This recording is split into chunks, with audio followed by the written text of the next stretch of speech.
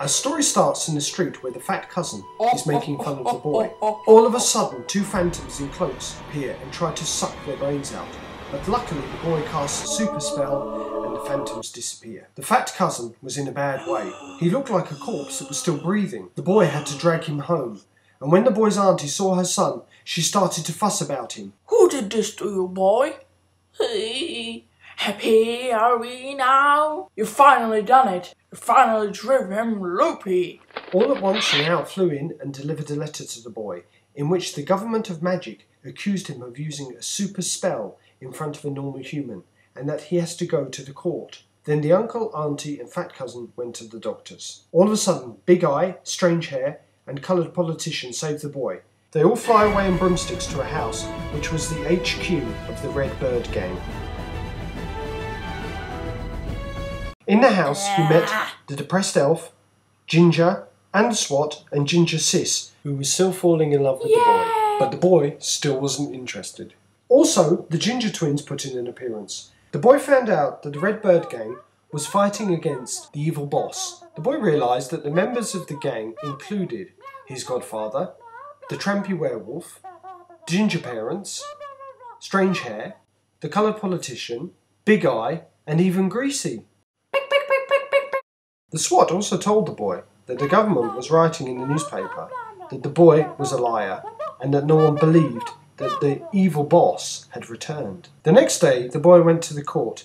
He gave evidence that he did not do the super spell to defeat the phantoms, but the important politician did not believe him. Luckily, the bearded headmaster was the boy's lawyer, and he convinced the court, and so the boy was released. He went to thank the bearded headmaster, but he had run away. On the train, the boy met a loony girl, and they became good friends. At school, the bearded headmaster informed them that the pink toad would be their new teacher for black magic defense, and that the half-giant would not be there this term because he was on holiday. The boy remembered that the pink toad was from the government, and the SWAT was sure that the school was now under government control. The pink toad said that they would study towards some exams, but they wouldn't use spells. They would only study from books. The boy protested, and the pink toad punished him.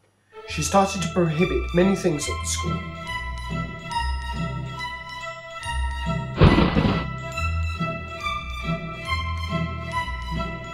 And even fired the crazy teacher. But the bearded headmaster said that she could stay at the school.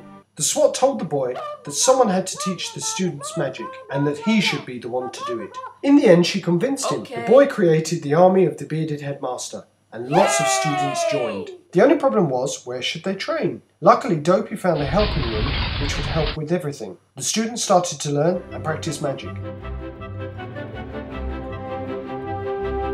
The pink toad found out that something was going on, and she asked the mouldy caretaker, Blondie, and his mates to check it out.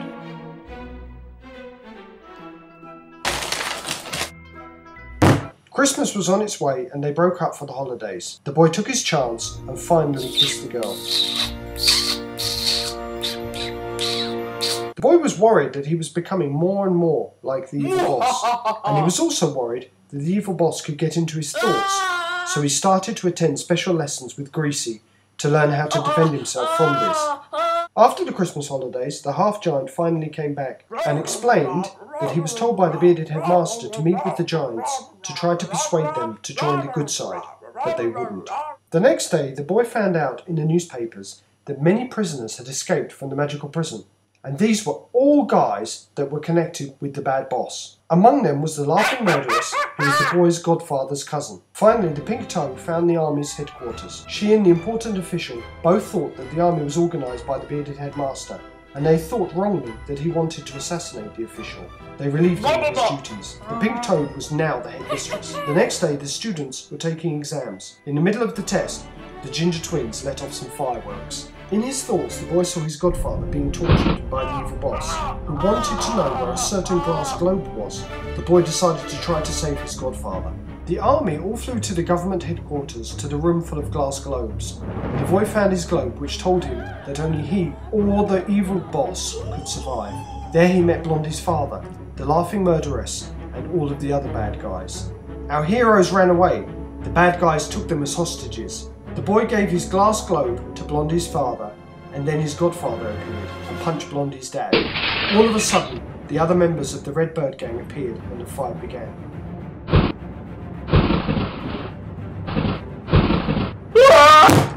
The laughing murderers killed the Godfather, and then there was a sad scene. The boy started to chase the laughing murderess. He cried out the torture spell. Torturing! The bad boss came in, and also the bearded headmaster. The murderess escaped. The bearded headmaster and the evil boss were fighting. The evil boss entered the boy's brain, but the boy resisted him, and everyone saw that the evil boss had returned. He then ran away. The important official resigned, the pink toad left the school, and the headmaster was reinstated. The end.